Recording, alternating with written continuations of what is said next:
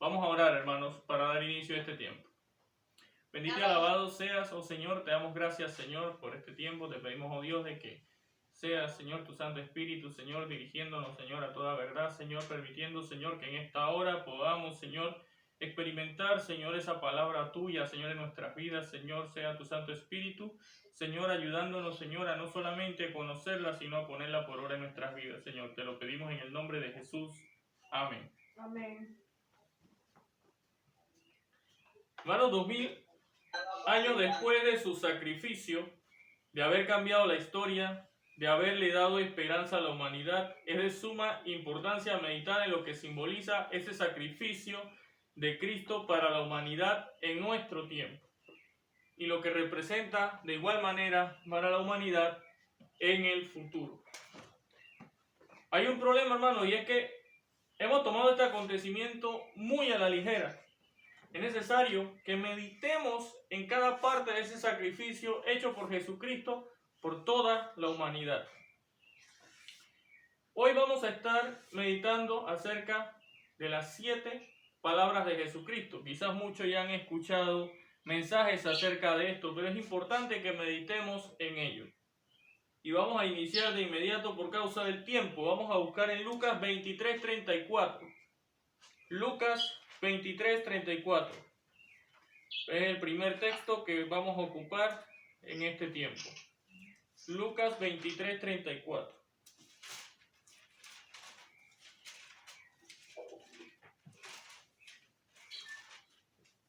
Dice Lucas 23:34, y Jesús decía: Padre, perdónalos porque no saben lo que hacen. Y repartieron entre sí sus vestidos, echando suertes. Aquí hay palabras, hermanos, de amor, hay palabras de misericordia, hay palabras que no denotaban el deseo de condenar, sino el deseo de perdonar, hermano. Y es muy importante que entendamos esto. Jesús aquí demostraba que no buscaba pasar cuentas a los responsables de su sufrimiento, sino que también mostraba que por ello también era ese sacrificio realizado en esa cruz del Calvario, hermano. ¿Cuánto amor se demostraba en estas palabras?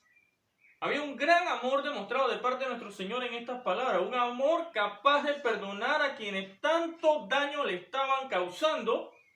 Definitivamente, hermanos, es un amor inigualable, un amor que tenemos que entenderlo en el 100% de lo que el Señor lo estaba haciendo y que quizás nos va a costar muchísimo trabajo, pues ¿quién quiere decir palabras de perdón cuando está recibiendo golpes, cuando está recibiendo castigo, cuando está recibiendo insultos, incluso escupitajos y de todo tipo de cosas? Pero el Señor les dice que, Padre, perdónalos porque no saben lo que hacen. Qué gran demostración de amor de parte del Señor hacia nosotros, una humanidad mala por naturaleza, una humanidad que en lugar de darle el honor que merecía el Rey de Reyes y Señor de Señores, era maltratándole, insultándole, injuriándole. Pero Jesús contestaba, en lugar de devolver mal por mal: Padre, perdónalos porque no saben lo que hacen. Qué gran ejemplo de parte de nuestro Señor Jesucristo a través de esta, una de esas 7 palabras dadas por el Señor en medio de ese lecho de agonía en el cual se encontraba. Vamos a buscar ahora en Lucas 23:43 la segunda de estas palabras. Lucas 23:43 dice: entonces Jesús le dijo: de cierto te digo, que hoy estarás conmigo en el paraíso. ¿Qué le dice? ¿Dónde estaría? En el paraíso. Es importante que usted note eso. Aquí hay una promesa a alguien que estaba allí a consecuencia de sus malas acciones. Recordemos que el malhechor estaba allí producto de que había estado haciendo cosas incorrectas y el peso de la justicia le estaba cayendo en ese momento.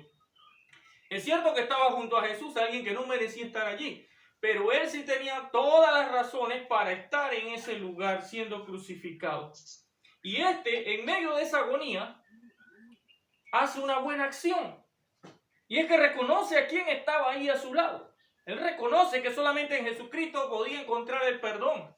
A diferencia del otro malhechor, quien estaba solamente criticando y haciendo mofa de Jesucristo en medio de ese lecho de muerte, diciéndole que se bajara a él y que aprovechara y lo bajara a ellos, ¿no?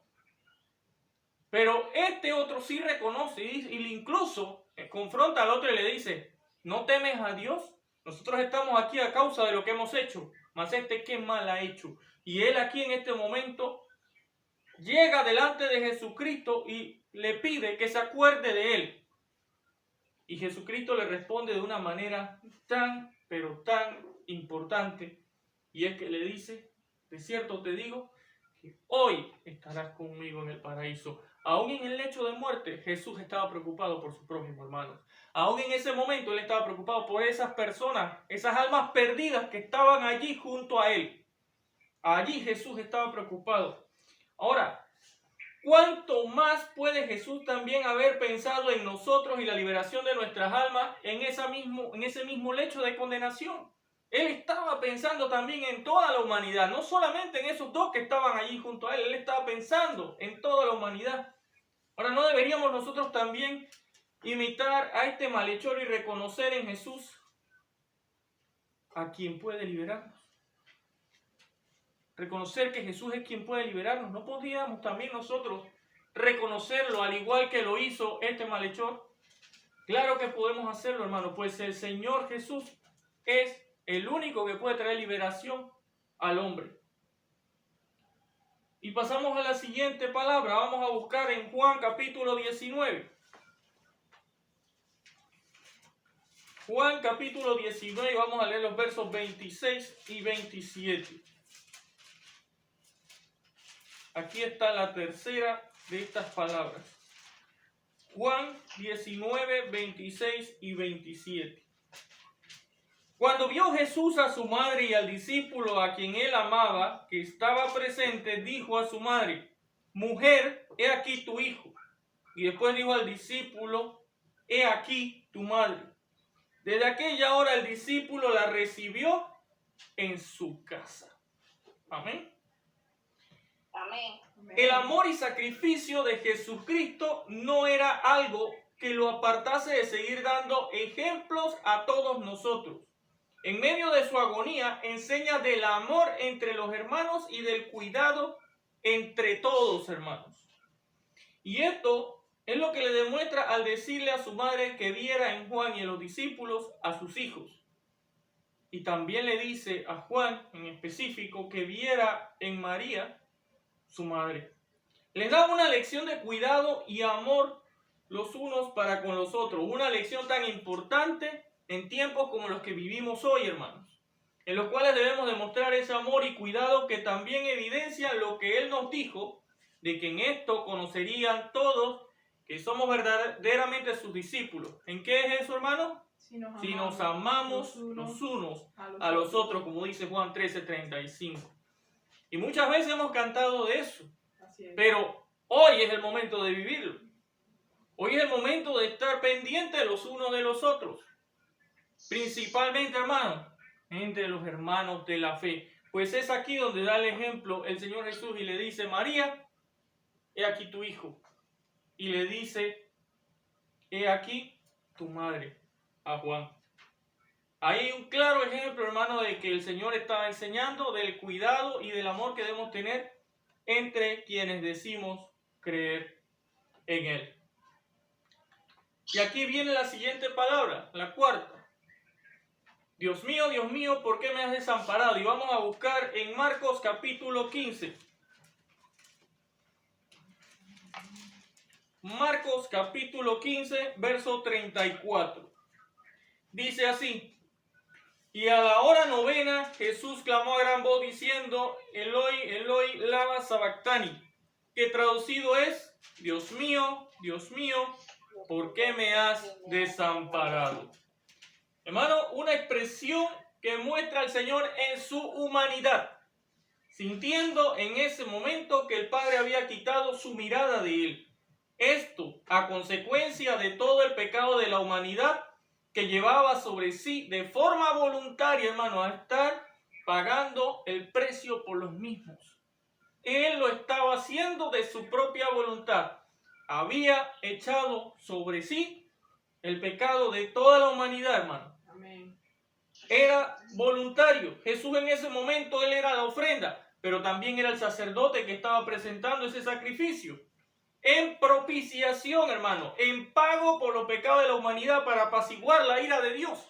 Pues la palabra de Dios dice que la ira de Dios se manifiesta sobre los hijos de desobediencia. Todos nosotros somos hijos de desobediencia, hermano. Pues todos hemos pecado.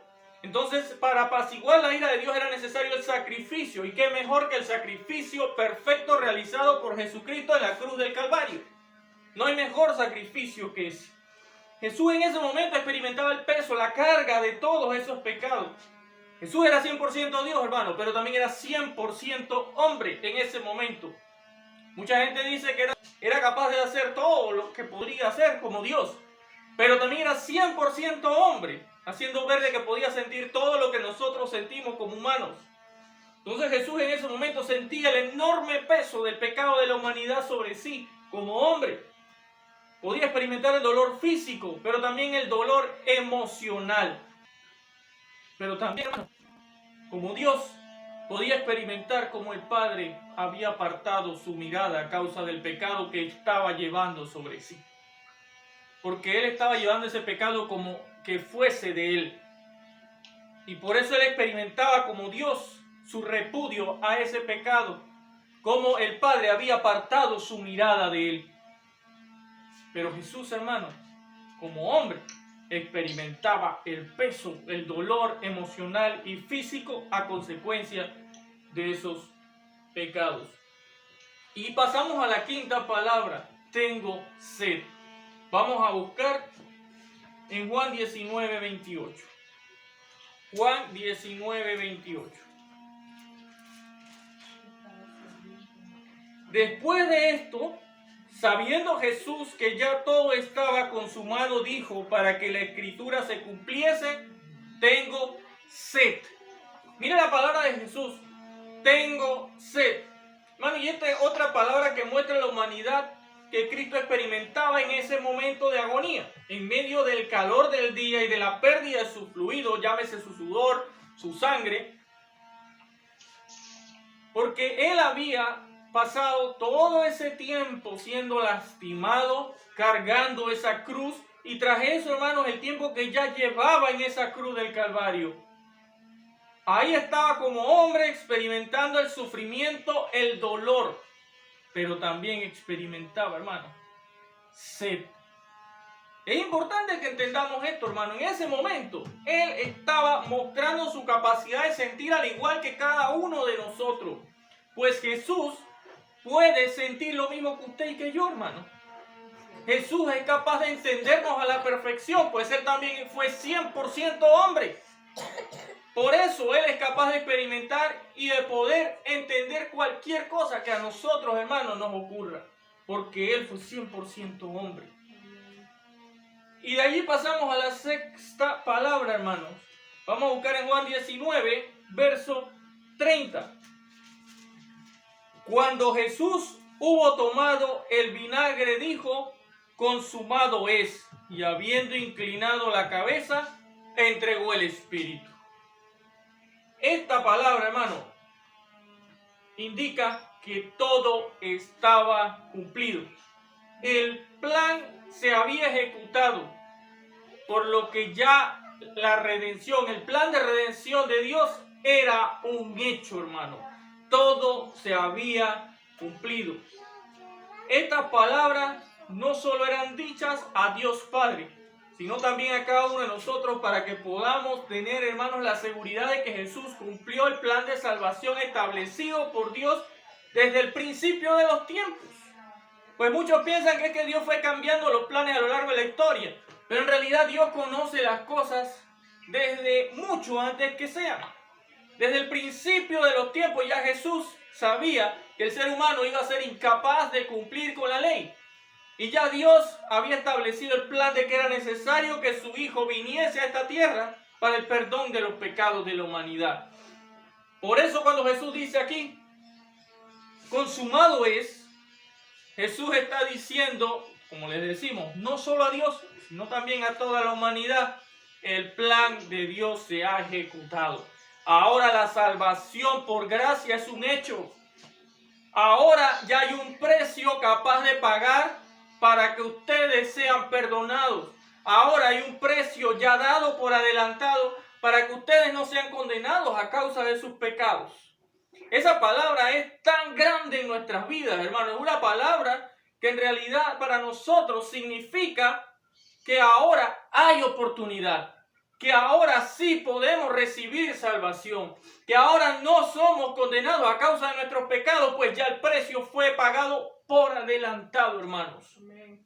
Por adelantado, y es importante que entendamos eso. Y pasamos a la séptima de estas palabras. Lucas 23, 46. Lucas 23, 46. Y dice así: entonces Jesús, clamando a gran voz, dijo: Padre, en tus manos encomiendo mi espíritu. Y habiendo dicho esto, expiró. Esta palabra señala la entrega a Dios Padre de su espíritu, haciendo esa separación entre la humanidad que él llevaba y su espíritu, hermano, la cual todos conocemos que al tercer día fue restablecida, y un día como hoy celebramos eso, que ha sido restablecida esa unidad entre su cuerpo y su espíritu. Esta palabra, hermano, muestra el poder de Dios, muestra que al igual que Jesucristo es capaz de conservar nuestras almas, porque Dios Padre estaba conservando el alma de Jesucristo en ese momento. También demuestra que Dios es capaz, hermano, de restablecer esa unidad entre el cuerpo y el espíritu en el día de la resurrección. Amén. No importa cuánto el cuerpo haya podido ser dañado, cuánto se haya convertido, se haya vuelto ya el polvo de la tierra, sabemos que el Señor Jesús promete de que un día resucitaremos. ¿Cómo será eso? Con lujo de detalles. Solamente tenemos que esperar a que nos ocurra, hermanos, porque no podemos saber a lujo de detalle cómo será. Si será un nuevo cuerpo, si será el cuerpo que teníamos nuevamente restaurado, no sabemos, pues el Señor eso lo ha dejado como un misterio. Pero el Señor Jesús es capaz, y eso lo sabemos por este propio testimonio de lo que ocurrió con Él, de que es capaz de volver a la vida lo que ya no tiene vida. Pero nuestras almas pueden ser resguardadas por Él mientras dure ese tiempo de separación entre cuerpo y espíritu, pues es lo que el Señor ha enseñado a través de esta palabra, hermano. Por eso podemos tener esperanza, los que creemos en Él. Amén. Tenemos esperanza de que un día podremos estar con Él de forma intacta. Nuestra alma no se perderá en el Seol, como dice el pasaje, sino que el Señor es capaz de resguardar nuestras almas para el día de la redención. ¿Amén? ¿Amén? Amén. También Amén. es importante entender que en esta palabra, hermano, también hay una palabra de juicio. Hay una palabra de juicio para todos aquellos que no le dan el valor a esta palabra verdadera, que no creen que Jesús es el Hijo de Dios, que no creen que es capaz de restaurar.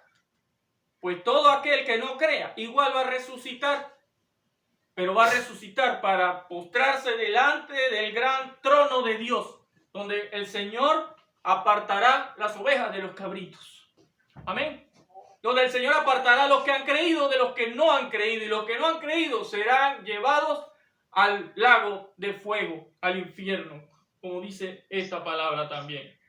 Hermanos, gracias a todo esto que el Señor realizó, es que hoy podemos disfrutar de una vida de fe en libertad, reconociendo que si podemos acercarnos a Dios es por la obra de Jesucristo, reconociendo que si tenemos entrar al reino celestial, hermanos, es por la obra de Jesucristo, reconociendo que podemos tener vida eterna, es gracias al sacrificio de Jesucristo, puesto que Él dijo que Él era el primogénito de muchos hermanos, como lo dice Romanos 8:29, y que si Él resucitó, nosotros también resucitaremos con Él, como lo dice Romanos 6:5.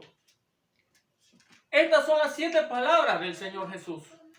Palabras que un día como hoy que celebramos que Él se ha levantado de los muertos, hermanos. Sabemos que no es ahora, fue hace 2000 años. Pero sabemos que todas estas palabras llevaban un ejemplo, un mensaje claro y directo para toda la humanidad. Principalmente para los que hemos decidido poner nuestra confianza en Él. Un mensaje, hermanos, de esperanza. Un mensaje de que cuando nosotros ponemos nuestra confianza en Él, no hay nada más para temer, pues Él nos ha hecho pasar de muerte a vida. Si aún no has reconocido a Jesús como tu Señor y tu Salvador, hoy tienes también la oportunidad de hacerlo. Creer que todo esto que Él experimentó en su pasión, en su muerte y en su resurrección fue simplemente para darnos vida. Si aún no has tomado esa decisión, hoy tienes la oportunidad de hacerlo. Repite conmigo estas sencillas palabras. Señor Jesús, te pido que me perdones. Señor, entra en mi vida. Sé mi Señor y mi Salvador. Doy gracias por tu sacrificio. Ese que hiciste en esa cruz. Donde, Señor, cumpliste con el plan de Dios para darme vida. A mí que no la merecía, Señor, pues soy pecador. Pero sé que por tu sacrificio me brindas tu perdón. Gracias, Señor Jesús. En el nombre de Jesús. Amén.